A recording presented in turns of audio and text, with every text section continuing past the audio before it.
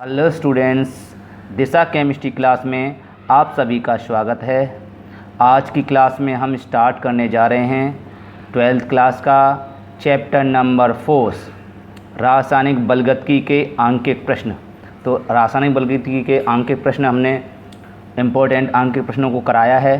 कौन कौन से आंकिक प्रश्न हैं जो बोर्ड एग्ज़ाम में आपके CBSE बोर्ड एग्ज़ाम हो, चाहे UP बोर्ड एग्ज़ाम हो, चाहे आपका बिहार बोर्ड एग्ज़ाम हो, चाहे MP बोर्ड एग्ज़ाम हो, उन सारे क्वेश्चनों को हमने एक पेपर में इसको कह सकते हैं सबमिट किया है। इसको आप सीखेंगे तो आपके नंबर ज़्यादा से ज़्यादा अच्छे मार्क्स आने का उम्मीद है।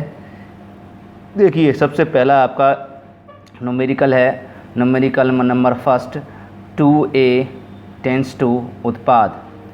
2A से उत्पाद बन रहा है और कॉमा लगा हुआ है। अभिक्रिया में A की सांद्रता 10 मिनट में 0.5 मोल लीटर इनवर्स से घटकर 0.4 मोल लीटर इनवर्स रह जाती है। इस समय अंतराल के लिए अभिक्रिया वेग की गणना कीजिए। क्वेश्चन NCERT का आप देख रहे हैं, ये ठीक है। अब आप ये सबसे बड़ी समस्या है, ये अब सवालों को करेंगे कैसे, ये सवाल होंगे कैसे। तो इनके लिए आइए जानते हैं फॉर्मूले। हमने फार्मूलों को एडजस्टमेंट किया है। जिस प्रकार से न्यूमेरिकल को एडजस्टमेंट किया है वैसे ही फार्मूले हैं। इनको गौर से देखेंगे, सभी फार्मूलों को एक एक करके। जो चाहें तो जो छात्र नोट करना चाहें उसको नोट भी कर सकते हैं। देखिए, ये आप नोट करना चाहें तो नोट कर लीजिए। वीडियो को पॉज करके, वीडियो को रोक करके ये देख सकते हैं। यह लिखा अभिक्रिया N1R टेंस टू M1P के लिए अगर ये अभिक्रिया दी गई है इस टाइप में, तो आप देखें, मैं आपको सूत्रों को समझा दे रहा हूँ। ये अभिक्रिया अगर इस टाइप से दी गई है तो औसत वेग अगर पूछता है तो आप कैसे निकालेंगे। वेग बराबर होता है दूरी। आपने सामान्य भाषा में फिजिक्स क्लास में आपने देखा है, वेग बराबर होता है दूरी बटे समय, ठीक है। लेकिन यहाँ औसत वेग अभिक्रिया का होता है, इसलिए अभिक्रिया के लिए विस्थापन बटे समय ना होकर सांद्रता परिवर्तन बटे समय होता है। सांद्रता में परिवर्तन, ये डेल्टा आर क्या है, सांद्रता में परिवर्तन। डेल्टा टी क्या है, समय में परिवर्तन। डेल्टा आर बटे डेल्टा टी, सांद्रता में परिवर्तन बटे समय। और जो गुणांक हैं N1 N2, ये आगे जो दिखाई दे रहा है N1, ये रिएक्टेंट का जो कांस्टेंट है N1। यहाँ N के स्थान पर 2 हो सकता है, N के स्थान पर 3 हो सकता है, N के स्थान पर 4 हो सकता है, कहने का अर्थ, ठीक है। तो ये गुणांक है आपका, ठीक है। अगर ये गुणांक लिखा हुआ आता है प्रश्न में 2 या 3 लिखा हुआ आता है, तो हमने मान लीजिए N है, N की जगह 3 भी हो सकता है, 4 भी हो सकता है। तो वेग में इसको कैसे लिखा जाता है, 1/N1 नीचे लिखा जाता है। ये माइनस का चिन्ह क्या प्रदर्शित करता है, माइनस का चिन्ह प्रदर्शित करता है कि अभिकारक हमेशा सांद्रता में डिक्रीज होती है। अभिकारकों की सांद्रता, कहने का अर्थ है अभिकारकों की सांद्रता में सदैव कमी आती है, इसलिए माइनस चिन्ह का प्रयोग करते हैं। इसको आप माइनस चिन्ह का क्यों प्रयोग करते हैं आप देख लेना। इसकी थ्योरेटिकल पोर्शन जो हमने थ्योरी इसकी पढ़ा दी है, आप देख लेना। तो delta R upon delta T मतलब R2 माइनस R1 बटे T2 माइनस T1 लिख सकते हैं इसकी जगह।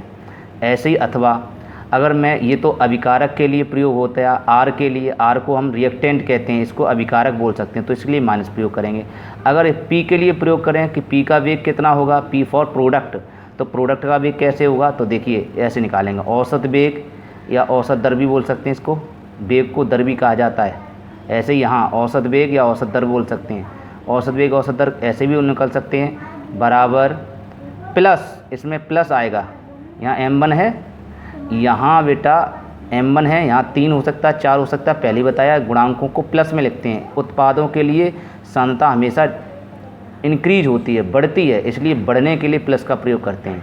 तो 1/M1 plus delta P upon delta T. आप देख रहे हैं इसको भी, डेल्टा P मतलब P2 माइनस P1 मतलब सांद्रता में परिवर्तन बटे समय अंतराल। तो ये आपका फॉर्मूला क्लियर हो गया। अब सुनिए, अगर ये क्वेश्चन ऐसे पूछता है कि R के विलुप्त होने की दर बताइए। विलुप्त का मतलब होता है समाप्त होना, तो आप लोग विलुप्त की जगह समाप्त होने की दर भी लिख लेना, हमने यहाँ नहीं लिखा। तो समाप्त होने की दर कैसे लगी, माइनस समाप्त होने की दर अगर पूछता है, विलुप्त होने की दर पूछता है, तो ये गुणांक जो लिखा है 1/N1 इसको नहीं लिखा जाता है, ठीक है। नोट करेंगे, केवल delta R upon delta T को लिखा जाता है, माइनस चिन्ह तो रहेगा साथ में, माइनस क्योंकि विलुप्त हो रहा है, विलुप्त माने समाप्त होना, कम होना, और कम होने का मतलब घटना, और घटेगा तो घटाने का चिन्ह लगेगा, तो minus delta R upon delta T. मैंने अभी बताया इसको R2 माइनस R1 बटे T2 माइनस T1 लिख सकते हैं, ये ध्यान रखना इस चीज़ को सभी स्टूडेंट। अब आ जाता P के बनने की दर।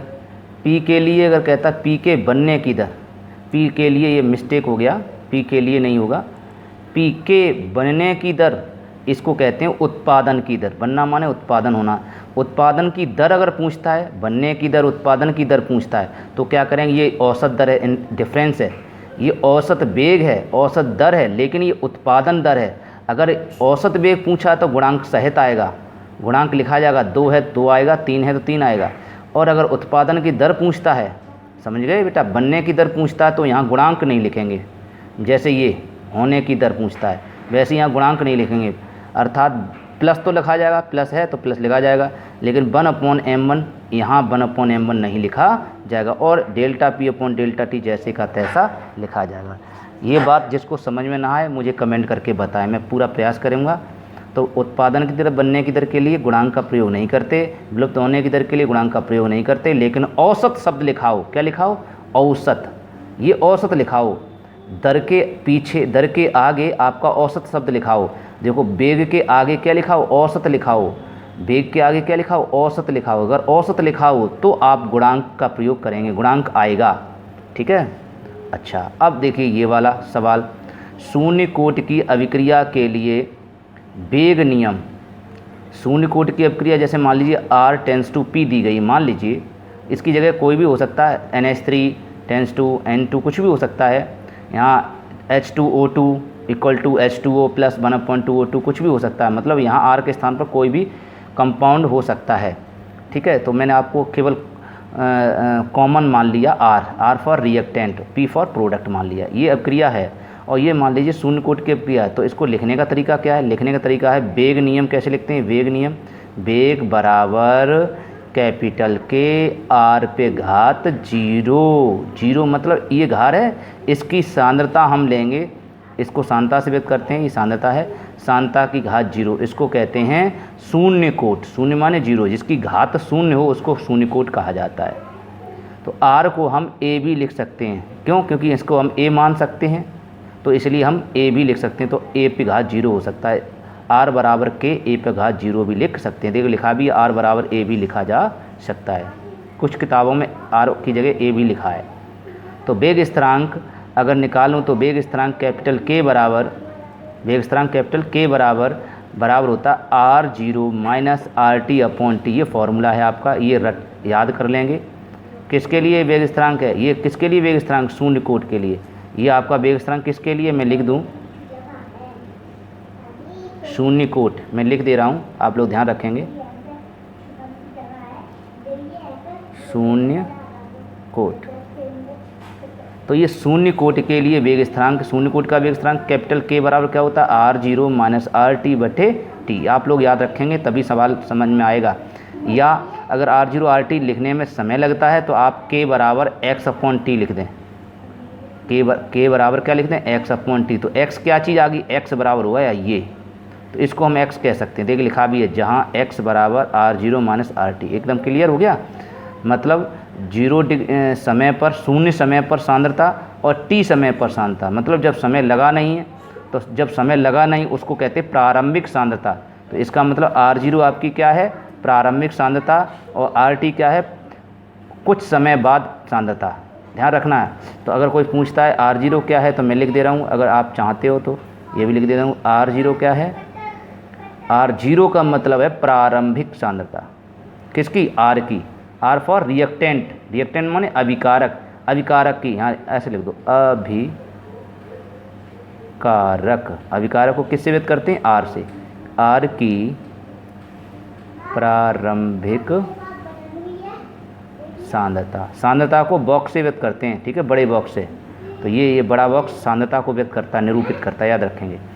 अब नीचे RT क्या है, इसको भी लिख दो। RT जो है, RT क्या चीज़ है? ये अभिकारक,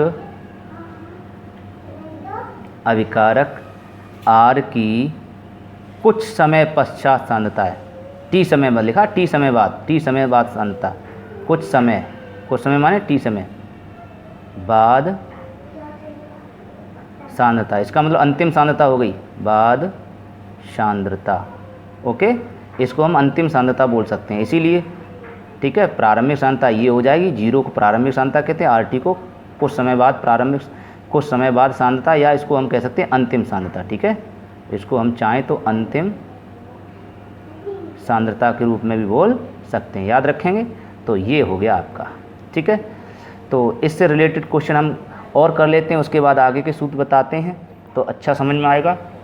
वैसे चाहें तो ये भी लिख सकते हैं, एन बी अभिक्रिया की कोट के लिए अर्ध आयु काल, अगर एक्स भी अभिक्रिया की कोट है तो अभिक्रिया, ये ट्रिक मैंने लिख दी, ये ट्रिक है, कोई फॉर्मूला नहीं है, एक ट्रिक है।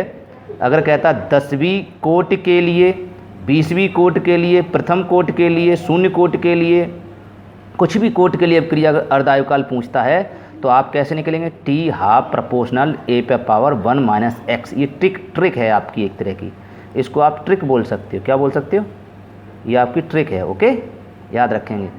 तो यहाँ x क्या चीज़ है, x ये लिखा, x है आपकी, ये लिखा x कोटि है। कोट कहाँ से हो सकती है, 0 भी हो सकती है, कोटि 1 भी हो सकती है, कोटि 2 भी हो सकती है, कोटि 3 ... तो अगर 0 कोट कहते तो सूत्र नया बन जाएगा, प्रथम कोट कहते तो नया सूत्र बन जाएगा, 2 कोट कहता है तो नया सूत्र बन जाएगा। देखिए हम बनाया भी है इस सूत्र को मैंने कन्वर्ट भी किया। देखिए लिखा, चूँकि इसमें शून्य कोट दिया गया, देखिए लिखा भी है, प्रश्न को देखें, शून्य कोट की अभिक्रिया, तो शून्य कोट है तो आप समझ सकते हैं स्मॉल n का मान कितना होगा, शून्य कोट के लिए n का मान कितना होगा, 0। तो n के स्थान पर आप जहाँ x है उसके स्थान पर आपको 0 लिखना पड़ेगा। तो आपको x के स्थान पर जब 0 लिखेंगे तो यहाँ रखिए, इसकी जगह रखो 0, तो 1 माइनस 0 कितना रहेगा, 1 में से 0 जाएगा, कितना आएगा, 1। तो ये लिखा 1 आ गया, a जैसे का तैसा। ये प्रोपोर्शनल का निशान है, देखिए ये मिसप्रिंट वो बना नहीं पाया उसने, ये प्रोपोर्शनल निशान है, टी हाफ प्रोपोर्शनल हो जाएगा ए पे पावर 1। टी हाफ माने अर्ध आयु काल, काल माने समय और समय माने आधा, तो 1/2। अर्ध आयु काल किसे कहते हैं, परिभाषा हमने लिखा चुके हैं, आप देख लेना, डेफिनेशन थ्योरी जब पढ़ा रहे थे उसमें अर्ध आयु काल किसे कहते हैं वो हमने लिखा रखा है। तो टी हाफ प्रोपोर्शनल ए पावर 1, या इसको हम ऐसे लिख सकते हैं, टी हाफ प्रोपोर्शनल, इस प्रोपोर्शनल हटा देंगे तो ये फॉर्मूला बन जाए टी हाफ बराबर r/2k। ठीक है, इसे r/2k बोल सकते हैं, ये r है, r की जगह r भी बोल सकते हो, उसको a भी बोल सकते हैं, a/2k भी लिख सकते हैं। मैंने बताया r के स्थान पर a लिखा जा सकता है, देखिए लिखा है r बराबर a लिख सकते हैं, तो r बराबर a लिख सकते हैं। तो फार्मूला आपका नया फार्मूला अगर बनाना चाहें तो आपका नया फार्मूला क्या हो सकता है, टी हाफ बराबर a, मैंने बताया r के स्थान पर क्या लिख सकते हैं, a, तो a/2k भी हो सकता है। तो ये भी फार्मूला हो सकता है, परेशान होने की ज़रूरत नहीं है। ओके, अच्छा, तो मैंने अभी बताया, देखो a के स्थान पर क्या लिख सकते हैं, r, तो देखो a के स्थान पर r लिखा, तो टी हाफ प्रोपोर्शनल, ये दोनों फार्मूला एक ही हैं, कोई डिफरेंस नहीं है। मैं इसलिए ये दोनों लिखाए हैं बेटा, ऑब्जेक्टिव में क्वेश्चन कई प्रकार से घूम घूम के क्वेश्चन एग्ज़ाम में पूछे जाते हैं, तो आपको तकलीफ़ परेशानी हो सकती है, क्योंकि a लिख के आ जाए तो आप कंफ्यूज हो जाओगे, r लिख के आ जाए तो कंफ्यूज है, इसलिए मैं दोनों बता के चल रहा हूँ, a लिख के आ जाए या r लिख के आ जाए एक ही चीज़ है। ठीक है, इस चीज़ को ध्यान रखें। टी हाफ, तो टी हाफ के लिए r की घात 1 होगी, कब, जब शून्य कोट होगी। यहाँ बच्चा कन्फ्यूजन हो जाता है, देखिए शून्य है तो यहाँ r की घात 0 आना चाहिए, लेकिन नहीं, यहाँ 0 होती है। देखिए यहाँ पे जब वेग दिया जाए तब r की घात 0 होगा, लेकिन अगर समय दिया जाए टी हाफ दिया जाए तो r की घात 0 नहीं होगा, क्योंकि इस फॉर्मूले में आप रखेंगे T half proportional a power 1 minus x। ठीक है, तो बन रहेगा। ऐसी द्वितीय कोट के लिए आप अभिक्रिया के लिए सूत्र लगाएंगे, तो द्वितीय कोट के लिए अभिक्रिया वेग नियम क्या हो जाएगा, वेग नियम, वेग बराबर r के पे घात द्वितीय कोट, क्यों प्रथम कोट लिखा है तो प्रथम माने 1, तो आप r की घात 1 लगाएंगे। देखिए वेग लिखा है और यहाँ भी देखिए वेग लिखा है, देखो गौर से देखिए, यहाँ भी वेग लिखा है, ध्यान दें, यहाँ भी वेग लिखा, वेग बराबर के r पे घात 0, तो प्रथम शून्य कोट आ गई।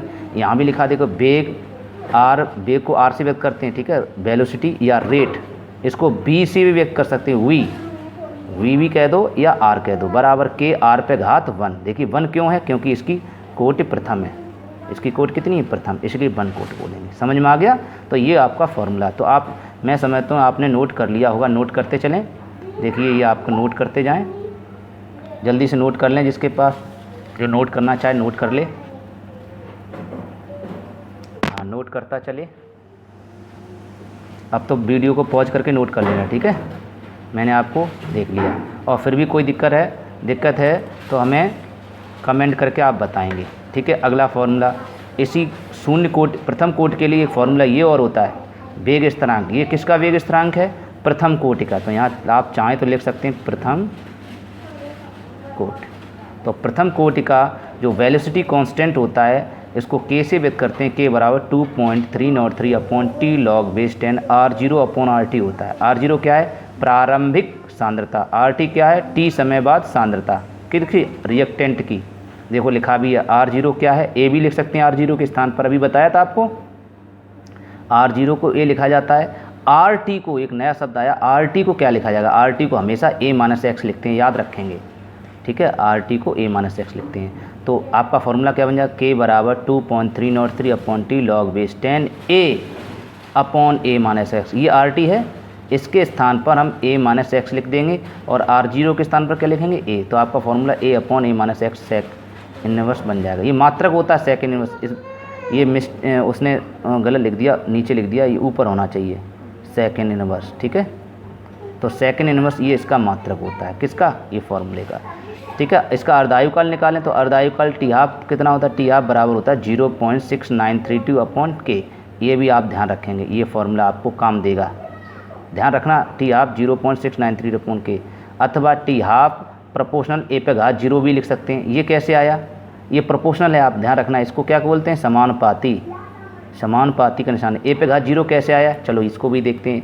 टी हाफ ए पे घात 0 कैसे आ गया, देखिए इधर देखिए, पीछे देखिए, पीछे आ जाइए। टी हाफ जब दिया जाए, देखिए लिखा है शून्य कोट कहे, प्रथम कोट कहे, चाहे द्वितीय कोट कहे, तो आप फॉर्मूला कौन सा रहेंगे, ये कॉमन फार्मूला हुआ, टी हाफ प्रोपोर्शनल ए पे घात 1 माइनस एक्स। तो x को कोट कहते हैं, ये लिखा x बराबर कोट। तो इसमें प्रथम कोट माना तो 1 लगाएंगे, तो यहाँ 1 रखेंगे, 1 माइनस 1, 1 माइनस 1 कितनी घात हो जाएगी, 0। तो टी हाफ प्रोपोर्शनल ए पे घात 0 हो जाएगा।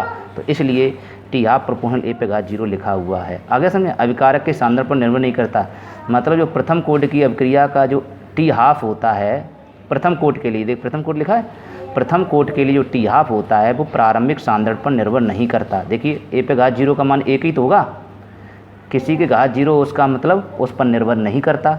अगर क्योंकि अगर यहाँ 1000 की घात 0 लिख दें, उसका मान 1 आएगा, इसका मतलब निर्भर नहीं करेगा। तो प्रारंभिक सांद्रण पर निर्भर नहीं करता, इस चीज़ का ध्यान रखेंगे। ऐसी कोट ज्ञात करनी अगर है आपको, बाई चांस आपको कोट ज्ञात करनी हो, तब क्या करेंगे, तब आपको इस सूत्र को ऐसे लिखा जाएगा, r बराबर के ए पे घात x b पे पावर y लिखते हैं। ये ध्यान रखना, ये कब लगेगा फॉर्मूला, जब कोट ज्ञात करनी हो, याद रखेंगे। x क्या चीज़ है, x क्या है, x है a की कोट, a के ऊपर चढ़ी है, a के ऊपर अगर चढ़ी है तो कोट a की तो होगी भैया। इस मकान के ऊपर चढ़ी तो ये x की घात किसी की इस मकान की होगी, तो a की कोट कहलाएगी। ये y किसके ऊपर चढ़ा है, b के ऊपर, तो इसलिए y जो है b की कोट होगी, ठीक है। और दोनों को जोड़ दें, दोनों को जोड़ दें तो कुल कोट आ जाएगी। अगर हम कुल कोट निकालें, अभिक्रिया की कोट, कुल कोट, तो कुल कोटि जो होगी वो कितनी हो जाएगी, x प्लस y, दोनों को जोड़ दें, x और y को जोड़ दें तो कुल कोट कहलाएंगे।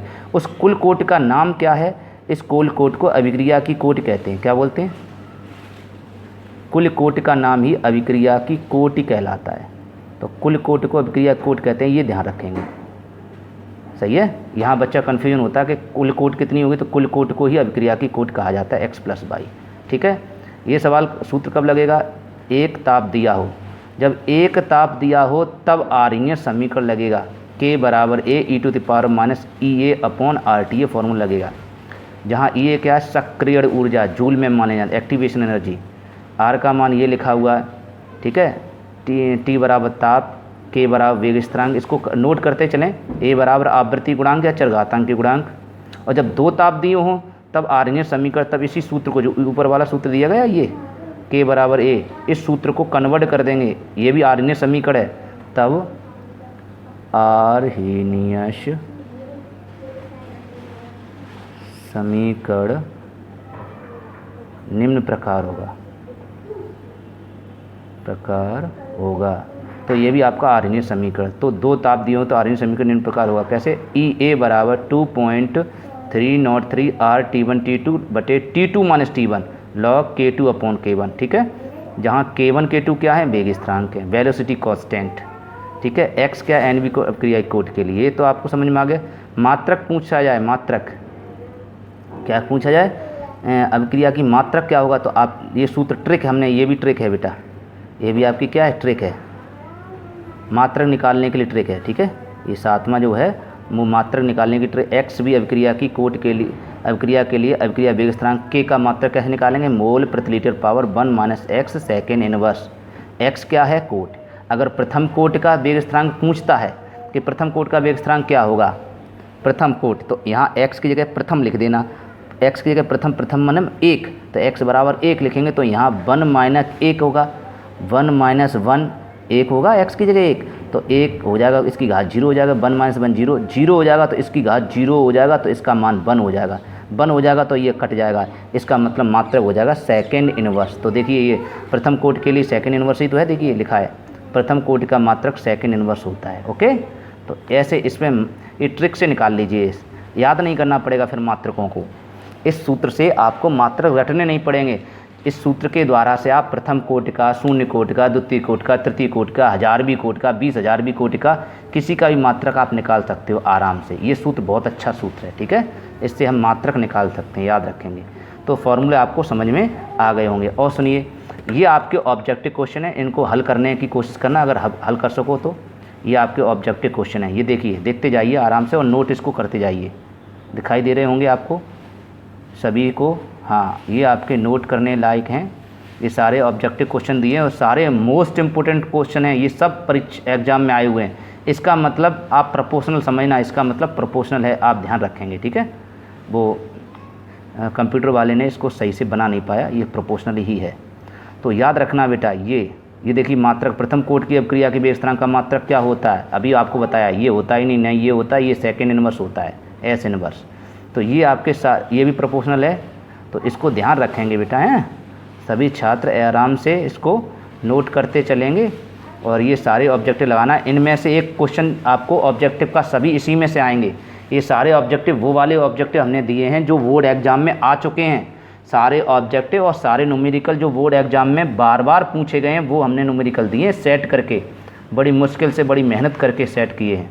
तो ये वो वाले क्वेश्चन हैं, इसको करें, ठीक है। एक ये ऑब्जेक्टिव हैं, ये भी आपके ऑब्जेक्टिव हैं क्वेश्चन, ये देख रहे हैं, देख पा रहे हैं सभी लोग, ये भी ऑब्जेक्टिव हैं, इनको इसका लिख लीजिए, ये सारे हैं। फटाफट इनके आंसर आप देने का प्रयास करेंगे, जब नहीं दे पाएंगे तो हम आपको कराएंगे, ठीक है, हमें कमेंट करके बताएंगे। फटाफट देखते जाइए, फटाफट देखते जाइए, आराम से इसको नोट कर लें, ठीक है, धीरे से आराम से नोट करते जाएं। दिखाई दे ही रहा होगा आपको सभी को।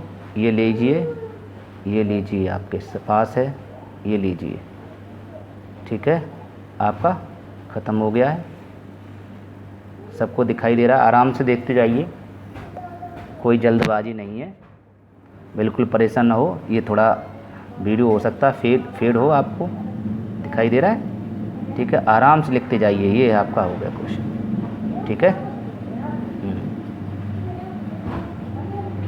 ये आराम से लिखते जाइए। अब आपका 15वां, उसके बाद और ऑब्जेक्टिव है। ये ऑब्जेक्टिव सारे वो मैंने पहले ही आपको बताया, सारे बोर्ड एग्जाम में आए हुए हैं वो ऑब्जेक्टिव हैं, ये नोट करते जाइए फटाफट। ये क्वेश्चन हैं, ये आपके ऑब्जेक्टिव, ये आपके कंपटीशन में भी आते हैं, IIT मेंस में भी आए हुए हैं क्वेश्चन, ये आपके नीट में भी क्वेश्चन आए हुए हैं, वो क्वेश्चन है, इसलिए इसको करते जाएं ध्यानपूर्वक। सारे क्वेश्चन बोर्ड एग्जाम में आए हुए हैं, वो क्वेश्चन हैं आपके, तो इम्पोर्टेंट क्वेश्चन है ये आपके सारे। हाँ, आपको अगर इस तरह से पढ़ोगे तो आपको मॉडल पेपर, आपको बुक्स भी ख़रीदनी नहीं पड़ेगी, क्योंकि मैंने सारे बुक्स में से ही दिए, और लेकिन वो दिए हैं जो बोर्ड एग्ज़ाम में 20 सालों 10 सालों में आए हुए हैं, ठीक है, इसलिए लगाते चलें, आराम से देखते चलें।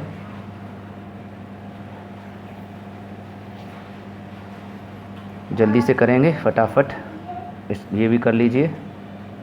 22वां क्वेश्चन है आपका, 22 यहाँ तक ही है बस, 38, पेज नंबर 38 है ये, 38। उसके बाद ये हैं, ये रहा आपका, ये देखिए, ठीक है, ये रहा आपका, दिखाई दे रहा। हाँ हाँ, ये यहाँ से स्टार्ट है, इसको कर लें फटाफट, नोट करते चलें। ये सारे क्वेश्चन आए। ये बेटा ये मिस्टेक हो गई, देखिए भानु लिखा, ये शून्य है, शून्य है, शून्य कोट, शून्य कोट कर लेना आराम से, ठीक है, इस तरह से आराम से दिखाई दे रहा है।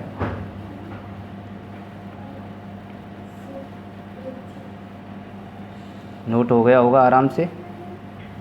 कोई प्रॉब्लम हो तो कमेंट करके बताएंगे। तो 26 क्वेश्चन हैं जो ऑब्जेक्टिव हैं, जो आए हुए हैं पिछली बोर्ड एग्ज़ाम में, वो हमने आपको दे दिए, ठीक है। ये सारे इंपॉर्टेंट हैं, इनको करना।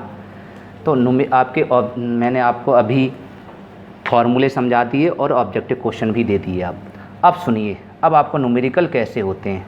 तो चलिए अब आपको न्यूमेरिकल की ओर चलते हैं। न्यूमेरिकल आपके सामने है, ये देखिए पहला न्यूमेरिकल है आपके। तो आराम से देखिए इस न्यूमेरिकल को, ध्यानपूर्वक ध्यान से देखेंगे। क्या दिया गया बेटे, लिखा हुआ है 2a इक्वल टू उत्पाद। तो मैं पहला सवाल करके दिखाता हूँ आपको। ये देखिए 2a इक्वल टू उत्पाद, अर्थात जो रिएक्टेंट है वो उत्पाद में बदल रहा है। कह रहा अभिक्रिया में a की सांद्रता, a माने ये, इसकी सांद्रता, अभिकारक अभिक्रिया में a की सांद्रता 10 मिनट में। तो पहले नंबर पे a की सांद्रता पहले नंबर पे दिया शुरुआत में, तो इसको हम प्रारंभिक सांद्रता बोल सकते हैं, प्रारंभिक सांद्रता, ठीक है। इसमें लिखा नहीं होगा प्रारंभिक, लेकिन आपको समझना है प्रारंभिक कैसे हुआ, क्योंकि प्रारंभ में दिया है तो प्रारंभिक सांद्रता बोलेंगे। प्रारंभिक सांद्रता किससे व्यक्त करते हैं, प्रारंभिक सांद्रता को कोष्टक से व्यक्त करते हैं। लेकिन किसकी प्रारंभिक सांद्रता है, ए की, देखिए ए लिखा है, ए लिखा भी ए की सांद्रता, तो किससे लिख देंगे, ऐसे। यहाँ आर लिखा होता, यहाँ आर आएगा, यहाँ भी आर आएगा, लेकिन यहाँ ए लिखा है तो आपका ए यहाँ भी आएगा और ए यहाँ भी रहेगा, समझ गए। तो ए की प्रारंभिक सांद्रता, प्रारंभिक को किससे व्यक्त करते हैं, 0 से, ठीक है, बराबर की सांद्रता 10 मिनट में इतने मोल प्रति लीटर से। तो 10 मिनट ये टाइम है, यहाँ बच्चा कन्फ्यूजन हो जाता है, सोचता है सांद्रता ये लिखा है तो 10 मिनट सांद्रता हो गई। बेटा ये समय है, सांद्रता लिखा है बेशक, यहाँ बेशक सांद्रता लिखा है तो सांद्रता 10 मिनट नहीं हुई, सांद्रता तो पीछे लिखी है। ये सांद्रता का मात्रक, क्या आपको मात्रक से पहचानना पड़ेगा सवालों को। मात्रक होता है सांद्रता का मोल लीटर इनवर्स या मोल प्रति लीटर, इसी को सांद्रता कहते हैं, इसी को मोलरता कहते हैं। मोलरता, मोल बटे रायता, अर्थात मोल प्रति लीटर। रायता किसमें भरते हो, अरे रायता आप पीते हो, रायता किसमें भरते हो, लीटर में, इसलिए मोल प्रति लीटर, मोल बटे रायता, याद रखेंगे। इसी को मोलरता कहते हैं, इसी को सांद्रता कहते हैं, इसी को मोलर सांद्रता कहते हैं, इसी को सक्रिय द्रव्यमान कहते हैं, कई नाम इसके हैं, याद रखेंगे, ठीक है। तो ये आपका दिया गया 0.5 मोल लीटर इनवर्स, ये बात समझ में आ गई। ये आपका टाइम है, इसको हम टाइम को हम चाहें तो इसको यहाँ लिख सकते हैं डेल्टा टी। क्यों, क्योंकि डेल्टा क्यों लिखा, क्योंकि ये मिनट में परिवर्तन हो रहा है। कह रहा 10 मिनट में इतने मोल से घटकर इतने मोल रह जाती है, 0.4 में रह जाती है, तो ये डेल्टा टी हो गया। T2 में परिवर्तन हुआ, इस समय के परिवर्तन से ही तो इसका परिवर्तन हो गया, तो इसलिए डेल्टा टी इसको बोलेंगे, राइट है। और कह रहा है ये क्या चीज़ है, ये है आपका 0.4 मोल लीटर इनवर्स, यही तो है 0.4 लीटर इनवर्स। ये मोल लीटर इनवर्स है तो ये भी मोल लीटर इनवर्स। कितनी, ये 0.4 किसकी है, किसकी है बताइए, 0.5 से घटकर 4 हो जाती, तो 5 किसकी है, 5 है ए की, तो इसका मतलब ये भी ए ही होगा, तो इसलिए हम इसको हम ए मानेंगे। ये लेकिन ए ये समय पर हुई, ये सांद्रता समय पर, किस समय पर हुई, 10 मिनट पर। तो यहाँ आप चाहो तो ए 10 लिख सकते हो, और नहीं 10 लिखना चाहते हो तो ए टी लिख सकते हो, क्योंकि यहाँ टाइम लिखा जाता है, ओके। यहाँ 20 मिनट में तो यहाँ 20 लिख सकते हो, 30 मिनट में तो यहाँ 30 लिख सकते हो सफिक्स में समझने के लिए, और नहीं तो टी ही लिखा रहने दीजिए, चलेगा आपका, कोई दिक्कत नहीं।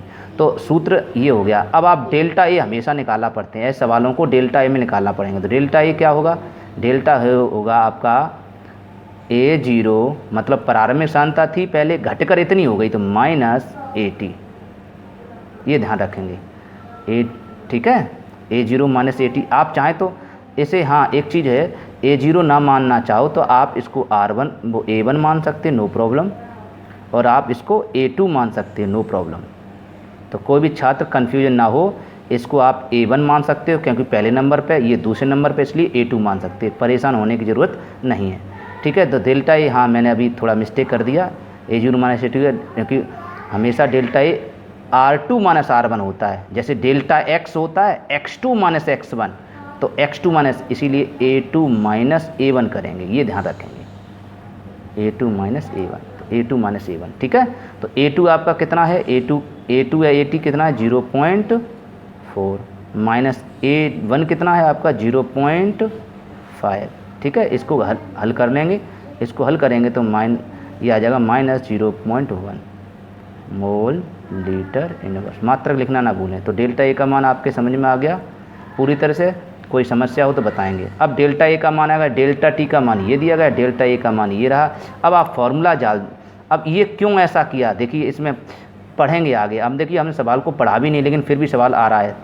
ठीक है, चलेंगे आगे। इस समय अंतराल के लिए अभिक्रिया वेग की गणना करो, लिखा अभिक्रिया वेग। अब अभिक्रिया वेग कहाँ होता है, अब आप सवाल देखिए, सूत्र देखिए, ये लिखा अभिक्रिया वेग या औसत वेग। देखिए अभिक्रिया लिखा है, तो इसका जो वेग होगा वो अभिक्रिया वेग यही तो होगा, तो इसी को अभिक्रिया वेग कहते हैं। अगर चाहते हो तो यहाँ लिखना चाहो लिख सकते हो, परेशान होने की ज़रूरत नहीं है। अभिक्रिया वेग या अभिक्रिया दर, इसको आप अभिक्रिया वेग भी लिख सकते हो और अभिक्रिया दर भी लिख सकते हो। समझ में आ गया होगा। तो अभिक्रिया वेग क्या होगा, माइनस होगा, क्यों, क्योंकि R है तो माइनस का, माइनस 1/n1। देखिए यहाँ 10 लिखें तो 1/10, 1/20 और delta R upon delta T. सही है बेटा, समझ में आ रहा है। ये delta R upon delta T, ऐसे ही इसमें देखेंगे। ये देखिए इधर यहाँ 2 लिखा है, तो यहाँ 2 लिखा है तो आपका वेग क्या होगा, अभिक्रिया का वेग बराबर क्या होगा, ये 2 हैं, ये 2 कहाँ जाएंगे, 1/2 में जाएंगे। और ये मैंने बताया रिएक्टेंट है, रिएक्टेंट तो इसका वेग कैसा हो जाएगा, नेगेटिव हो जाएगा। क्यों, क्योंकि इसकी दर हमेशा घटेगी, अभिकारक की दर हमेशा घटती है इसलिए। और ये फॉर्मूला क्या जाएगा, डेल्टा ए, ये आएगा डेल्टा ए, वहाँ R था इसलिए R आया यहाँ delta A upon delta T. सही है बेटा। अब बस इसका मान पुट कर देंगे 1/2 और डेल्टा ए का मान ये लिखा, ये देखो ये लिखा है, डेल्टा ए का मान इसको कर देंगे माइनस 0.1 बटे डेल्टा टी का मान ये लिखा है, देखिए 10 मिनट। अब इसको मान यहाँ रख देंगे, बहुत आसान हो गया आंसर। अब इसको माइनस माइनस आपका कैंसिल कर देंगे, प्लस हो जाएगा और इसको हल करेंगे तो 0.1 अपॉन इसका इसमें मल्टीप्लाई करेंगे 20। अब आप चाहें तो मैं एक हल करा दे रहा हूँ पूरा, फिर हम हल नहीं करेंगे, इसको कैलकुलेशन आप ही करना पड़ेगा। इस बार हम कैलकुलेशन कर दे रहे हैं, ये देखिए, उसके बाद कैलकुलेशन हम नहीं करेंगे। कोई समस्या हो तो हमें बताना, कैलकुलेशन हम भी सिखा देंगे। जब आपको ज़्यादा समस्या आएगी कैलकुलेशन करने में तो हम कैलकुलेशन भी सिखा देंगे। तो पॉइंट हटाया 0 आ जाएगा। अब आप इसको हल करेंगे 1/2 हो गया। सही है, इसको हम 100 लिख सकते हैं, ऐसे लिख सकते हैं, ये 100 ही तो है, ऐसे लिख सकते हैं और 2 अलग कर दिया। अब इसका 2 का भाग कर देंगे तो 0.5 आएगा।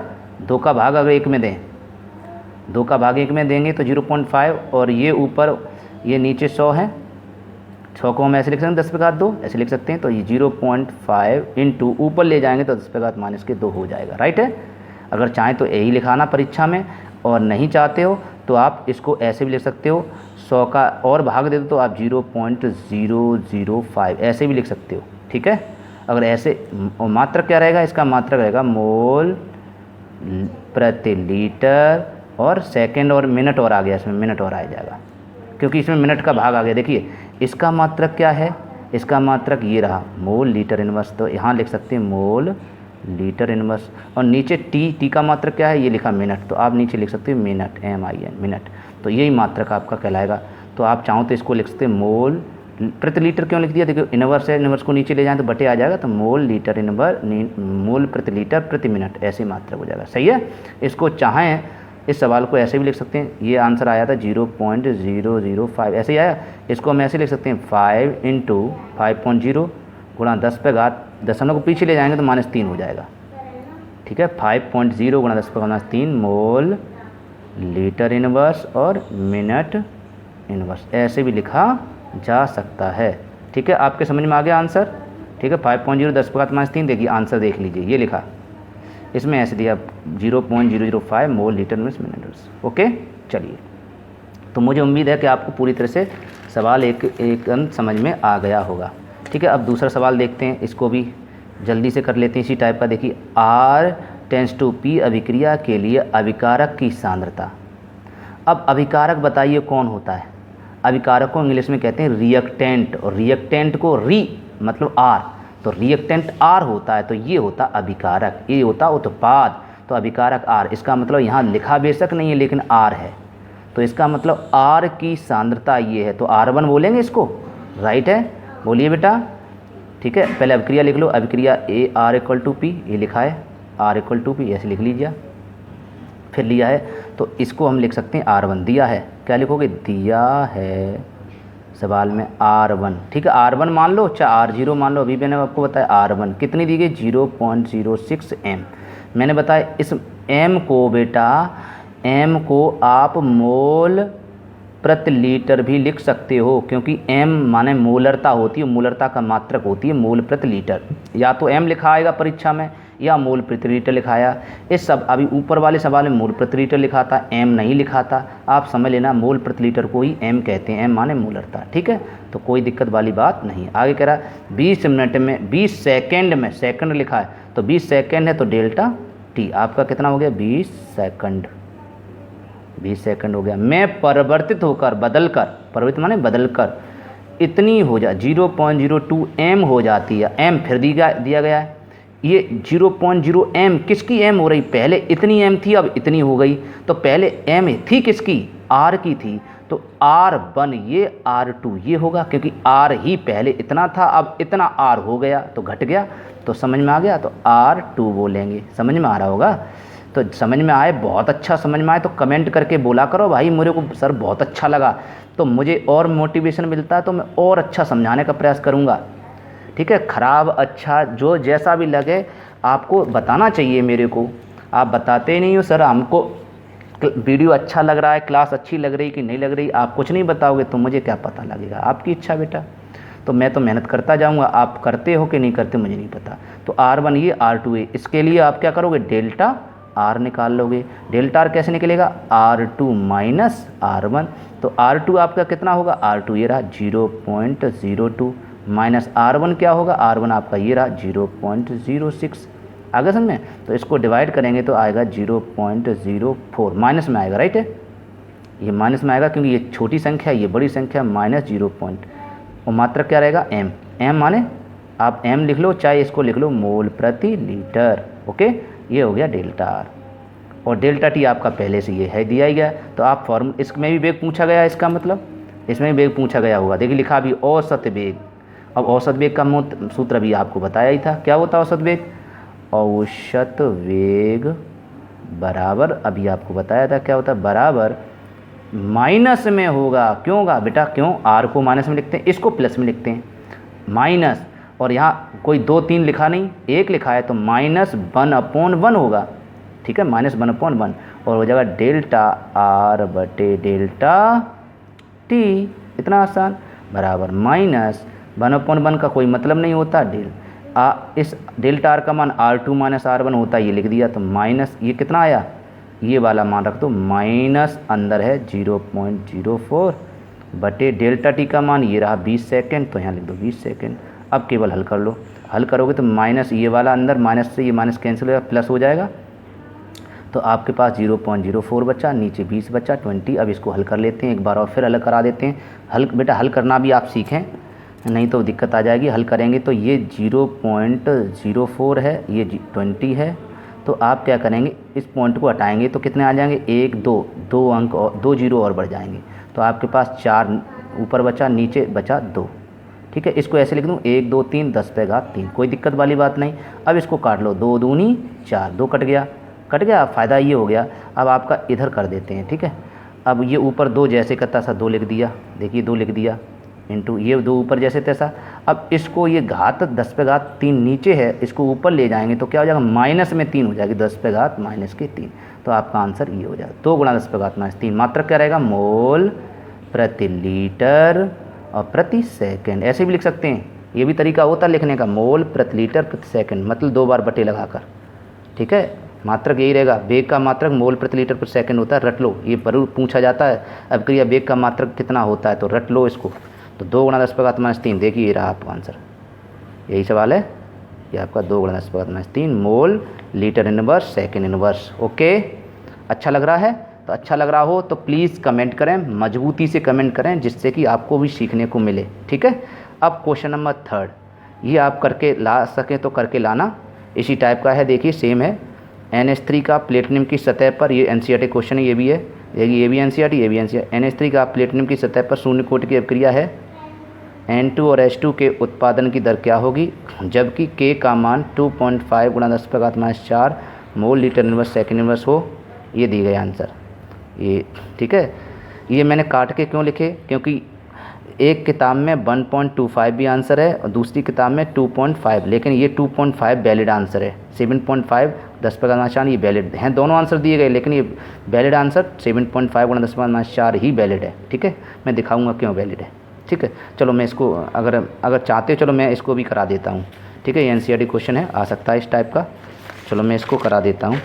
देखिए, इस सवाल को इस टाइप से कैसे करेंगे, पहले इसको समझेंगे क्या लिखा है, इसको ध्यानपूर्वक समझने का प्रयास करेंगे। देखिए, ये रहा आपका सवाल, धीरे से आराम से देखिए,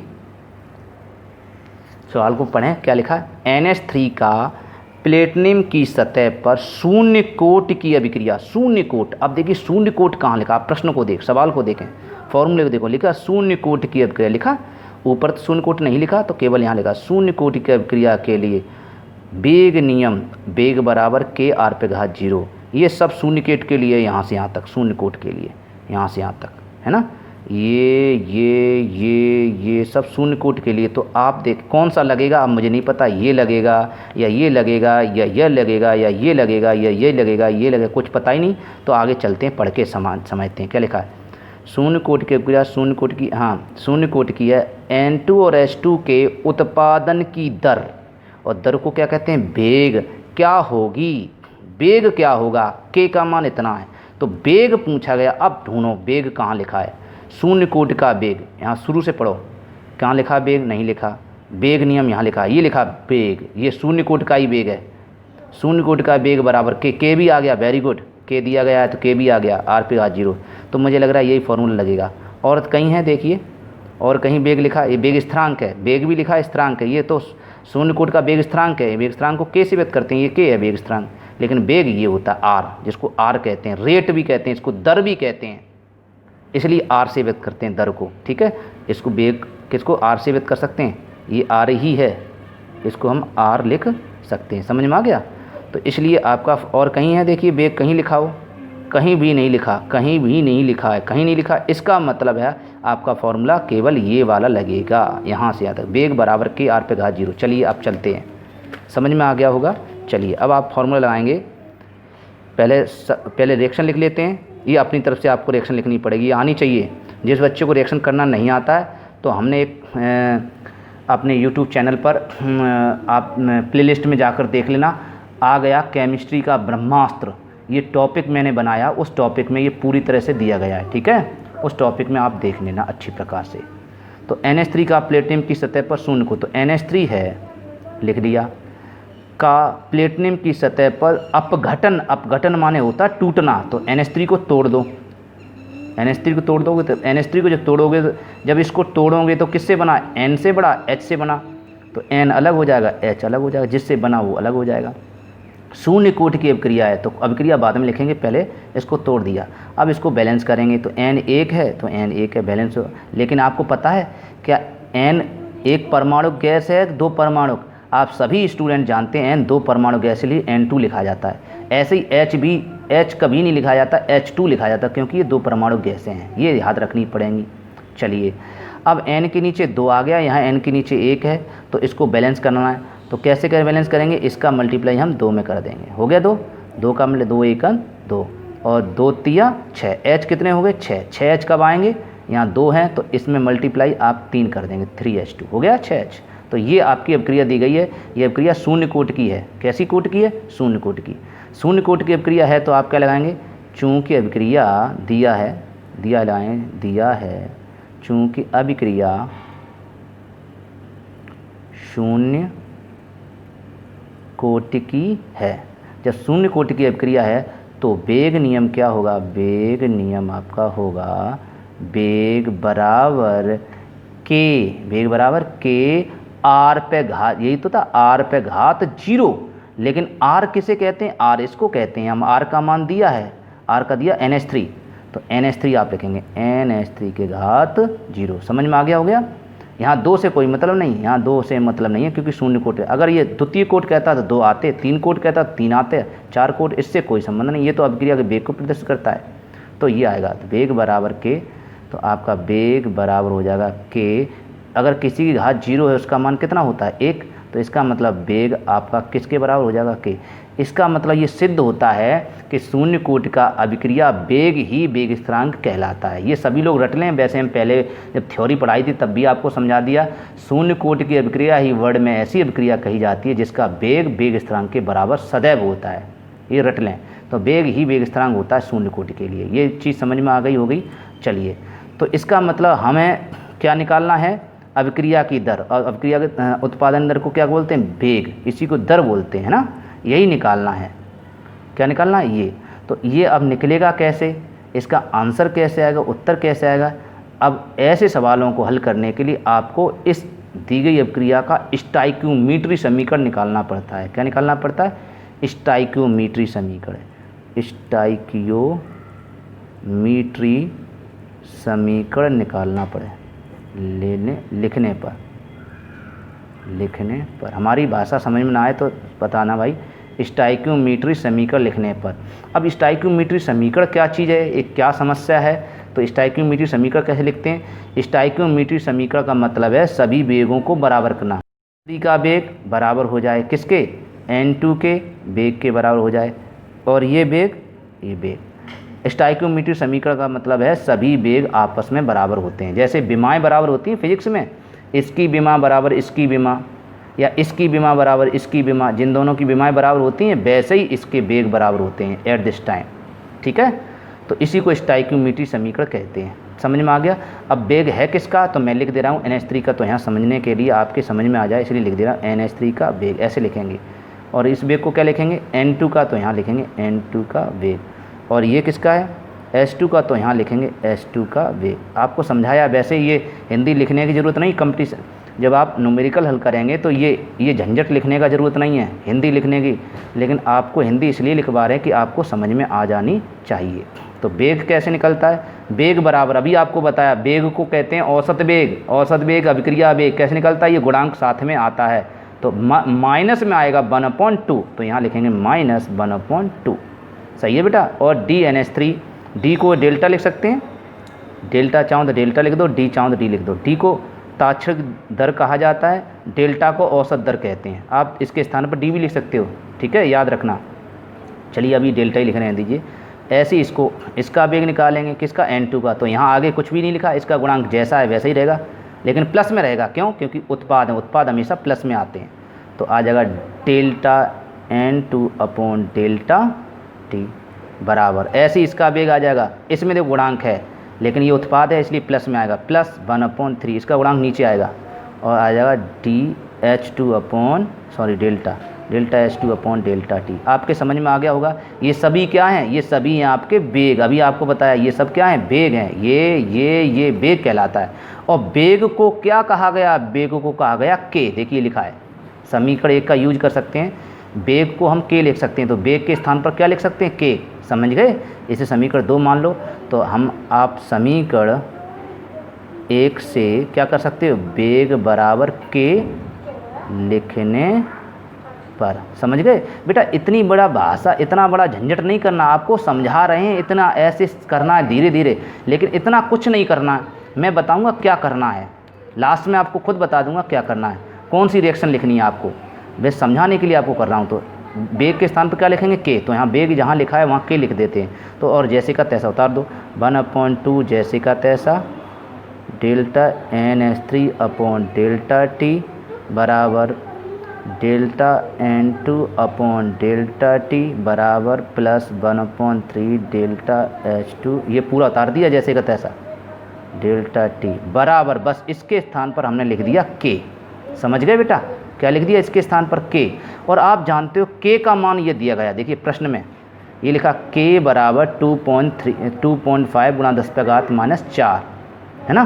तो इस k के स्थान पर आप यहीं बदल लो तो बेटर रहेगा। दिया है लिख लो, k का मान यहीं चेंज करो, तो नहीं तो एक बार एक लाइन और बढ़ानी पड़ेगी आपको।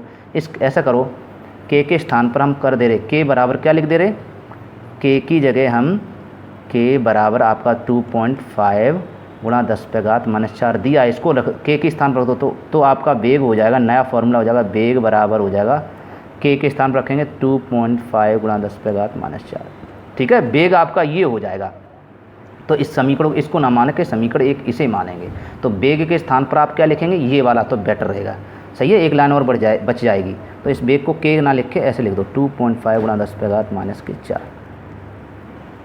अच्छा, आपको समझ में आ गया, k के स्थान पर हमने ये लिख दिया। तो नहीं तो अगर नहीं लिखते, k लिखा रहने दे तो फिर एक दोबारा से लिखते पुनः k बराबर ये लिखने पर, तो एक लाइन और बढ़ जाती, इसलिए आपका समीकरण ये हुआ। तो इस ऐसे सवाल इस टाइप का दिया है, NH3 का प्लेटिनम के साथ शून्य कोटि की अपक्रिया है, शून्य कोटि ये अपक्रिया, ऐसा सवाल दिया है तो आप हमेशा स्टाइक्योमेट्री समीकरण सीधा लिखेंगे। एक आपको लिखना क्या है, इस केवल अपक्रिया को कोष्ठक, इस अपक्रिया को लिखना है, ये कुछ नहीं लिखना, ये कुछ नहीं लिखना, ये भी कुछ नहीं लिखना, ये समझदार नहीं है, केवल ये भी कुछ नहीं लिखना ना, ये कुछ लिखना, केवल डायरेक्ट लिखना है, ये वाला ये लिखना है, केवल एक लाइन लिख देना स्टाइक्योमेट्री समीकरण लिखने पर, ये वाली लाइन लिख लेना स्टाइक्योमेट्री समीकरण लिखने पर। तो ये लिखेंगे ऐसे, ये बराबर ये और यहाँ k लिख देना और फिर k का मान ये रख देना, बस शून्य कोटि के लिए, ओके, या किसी भी कोटि के लिए आप k लिखेंगे। समझ गए बेटा सभी छात्र। तो स्टाइक्योमेट्री समीकरण ऐसे निकाल लेंगे। ठीक है, अब हल कर लेंगे। तो आपके समझ में आ गया होगा, ये आपका हो गया फर्स्ट स्टेप, ये हो गया सेकंड और ये हो गया थर्ड स्टेप। अब आप पूछा क्या गया है, अब आप सवाल देखेंगे, सवाल में पूछा गया उसके अकॉर्डिंग करेंगे। कह रहा है इधर देखो, N2 और H2 के उत्पादन की दर क्या होगी। तो N2 पूछा है और H2, तो केवल N2 और H2 के उत्पादन की दर, और उत्पादन की दर को देखो, फार्मूला आप देख लो। अब आप फार्मूला देख लें, उत्पादन की दर, ये विलुप्त होने की दर, ये लिखा उत्पादन की दर।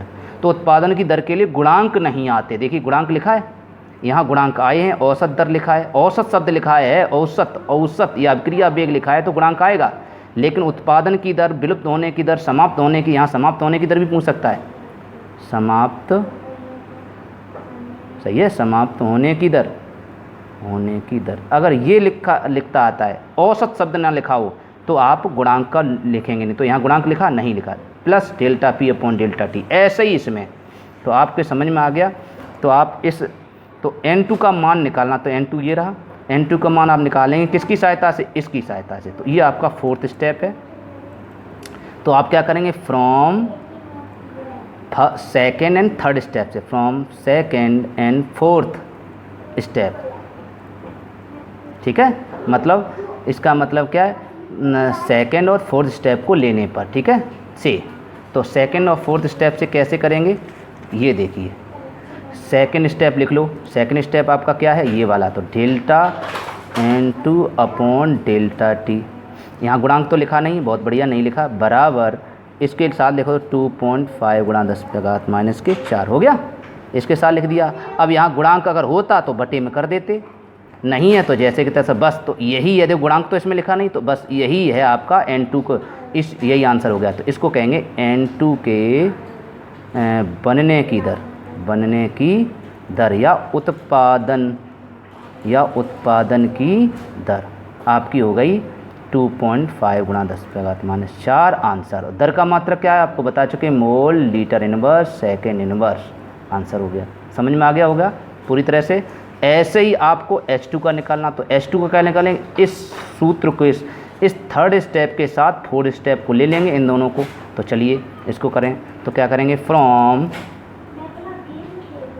स्टेप थर्ड एंड फोर्थ, तो इसको लेने पर लिखेंगे प्लस 1/3, इसमें गुणांक है देखिए प्लस, तो delta H2 upon delta T बराबर ये रहेगा 2.5 गुणा 10 पे घात -4।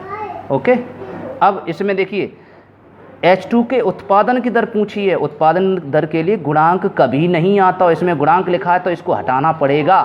तो इसको हटाएंगे तो ये कहाँ जाएगा, ये नीचे की संख्या कहाँ जाती है, आप लोग मैथ के स्टूडेंट हैं, नीचे की संख्या मल्टीप्लाई में ऊपर जाती है, तो ये जैसे के तैसा बना दो, S2 को वहीं छोड़ दो, डेल्टा टी को वहीं छोड़ दो और नीचे 3 है ऊपर पहुंचा दो, 3 इधर आ जाएगा, 2.5 गुणा 10⁻⁻⁴ आपका आंसर आएगा 25 3 50 7.5 गुणा 10⁻⁴ मात्रक होगा मोल लीटर इनवर्स सेकेंड इनवर्स। अब आपके समझ में आ गया आंसर।